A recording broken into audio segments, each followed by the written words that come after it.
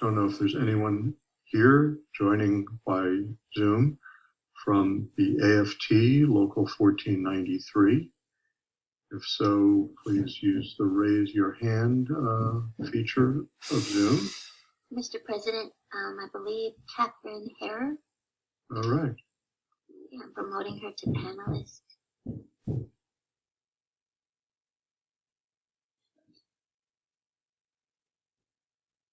Katharine, are you there? Can you hear me? A little bit. How's that? Is that better? A little louder. Is that better? Yes, that's better. Thank you. Okay. So, good evening. My name is Katharine Harer. I'm the co-vice president and an organizer for AFT 1493. I've taught English and creative writing at Skyline College, both as a part-time and full-time instructor since 1978. I know, that's a long time. And I served as the honors transfer program coordinator for 7 years. So the first thing I want to tell you about is that the district, unfortunately, has refused to negotiate a new MOU for the fall. We were told that we're back to status quo with COVID and there's no need for a special MOU.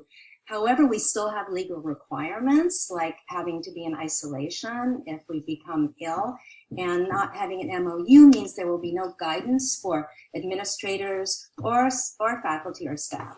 So we're concerned about that. Next, I want to talk about some other issues. As a union, we have not taken a position regarding the district's current masking policy because we know that faculty have diverse views on mask requirements.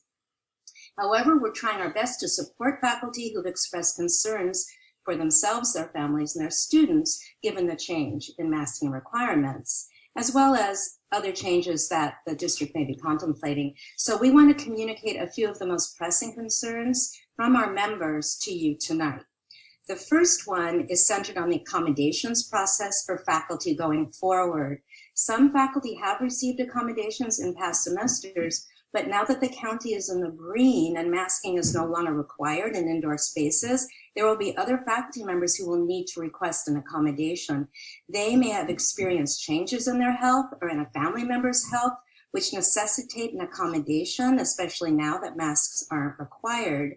We want to urge the district to respond to accommodation requests and schedule interactive process meetings without any delays so that faculty can continue to serve their students without putting their or their family's health at risk.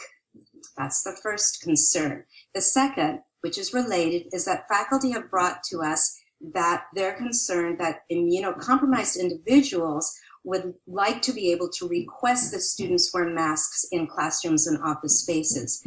Now, we understand that the guidelines adopted by the board for the green tier state that masks are strongly recommended, but not required.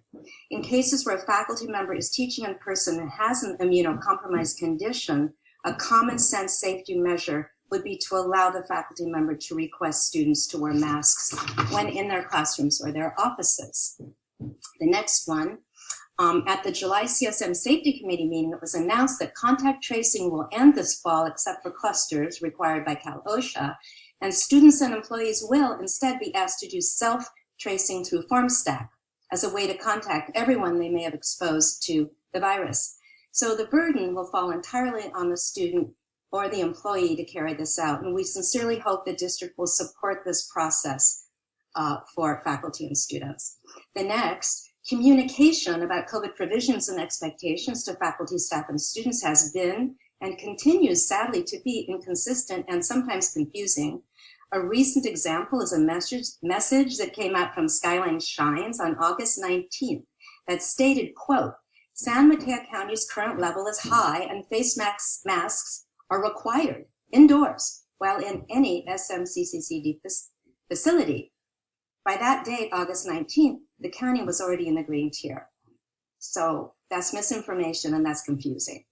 And finally, the chancellor has recommended forming an ad hoc task group consisting of AFT, Academic Senate, CSEA, Classified Senate, student and administrative representatives to review the current COVID vaccination policy and related testing requirements, and to make recommendations for possible changes. The goal is to make a recommendation to the board in early fall before registration for spring.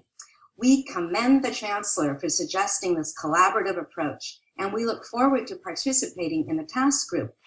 But we're concerned that the group won't be making recommendations that will impact right now, the current semester. This means that for now, COVID procedures will still be determined by the District Health and Safety Committee, which has no faculty representation.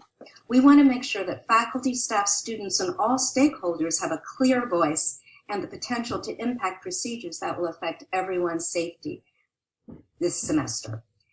Thank you for listening to all of these concerns that were brought to us by our hardworking faculty members. May we all have a safe and enjoyable semester. Thank you very much. Thank you. Is there anyone from CSEA?